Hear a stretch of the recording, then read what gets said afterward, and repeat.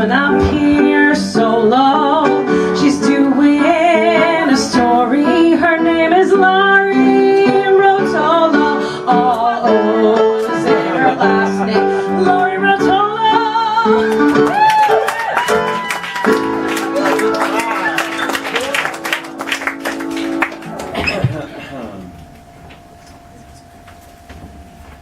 If it wasn't for me, none of you would be here.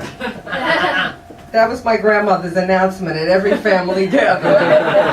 And it was true that this 4'0" Italian little woman who grew up as an only child had given birth to 6 children, had 15 grandchildren, and 16 great-grandchildren. And she brought all of us into the world. Who could believe it, she'd say, that from one little person all of you people came.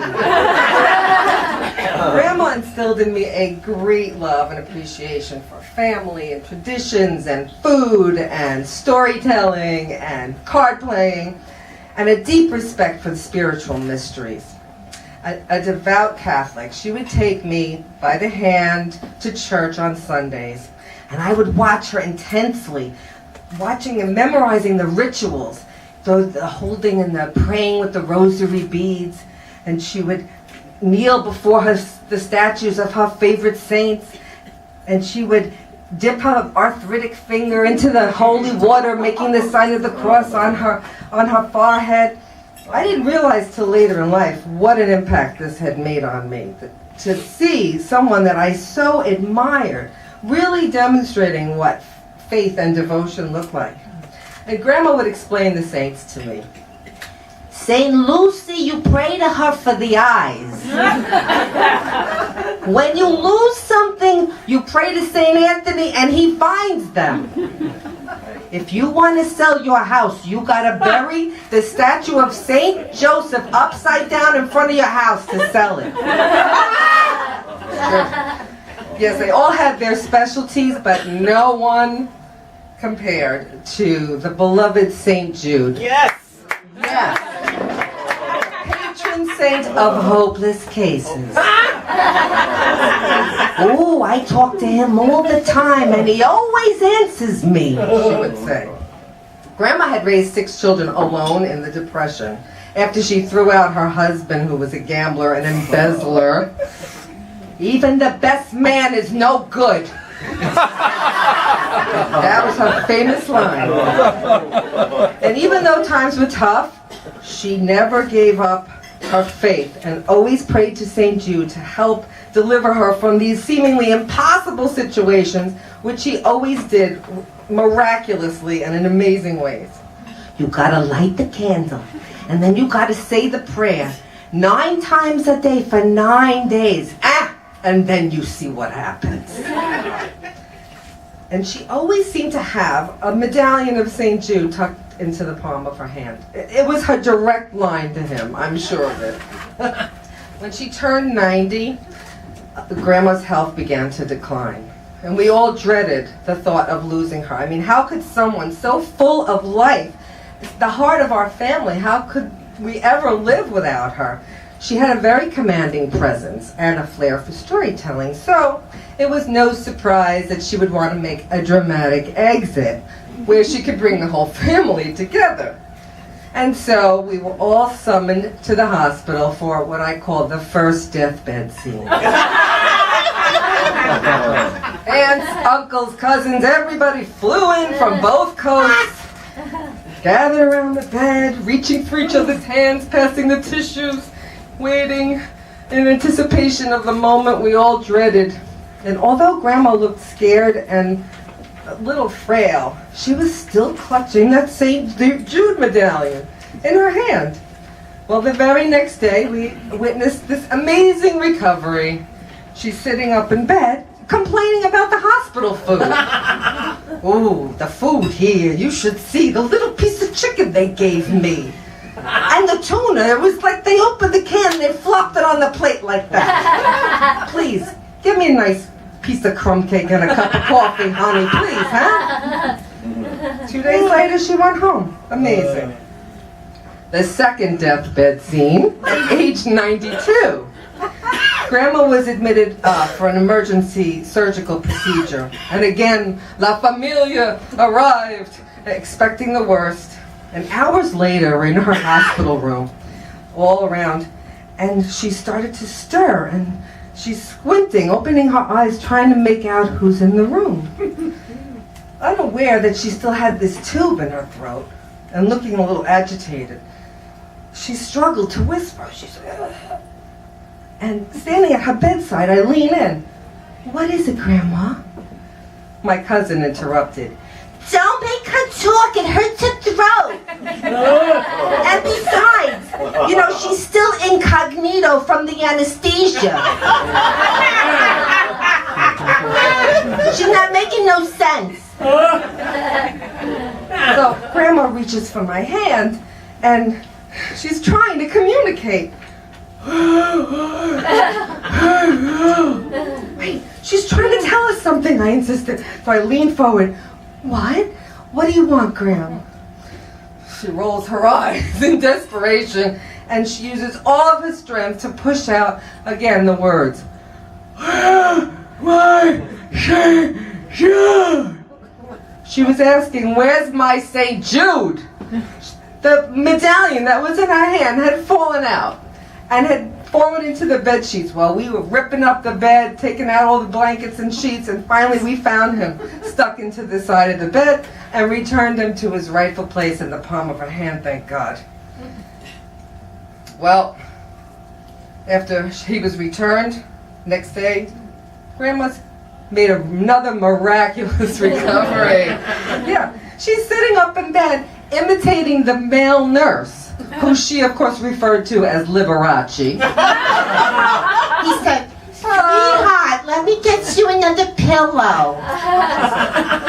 And so she continued to live another 2 years, sharing her humor and wit, throughout. And this was proof, even for me, a recovering Catholic, that St. Jude was exceptional.